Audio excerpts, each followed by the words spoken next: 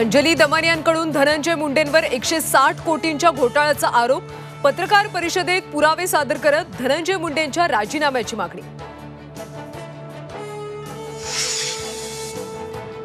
माजी कृषी मंत्री धनंजय मुंडेंनी शेतकऱ्यांचे पैसे लाटले। दमानियांचा आरोप, नॅनो युरिया नॅनो डीएपीचा 88 कोटींचा घोटाळा पुराव्यानिशी सादर।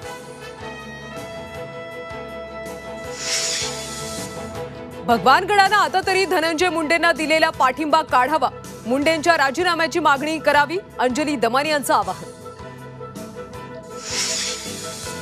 महाराष्ट्रातल्या पीक विमा घोटाळ्याची चौकशी करणार का? सुप्रिया सुळेंचा लोकसभेत सवाल। दोषी आढळल्यास कारवाई करणार, केंद्रीय कृषी मंत्र्यांचं आश्वासन।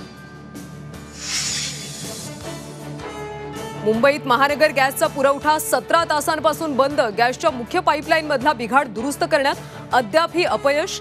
गॅस पुरवठा बंद झाल्यानं मुंबईकरांच्या हॉटेल बाहेर रांगा।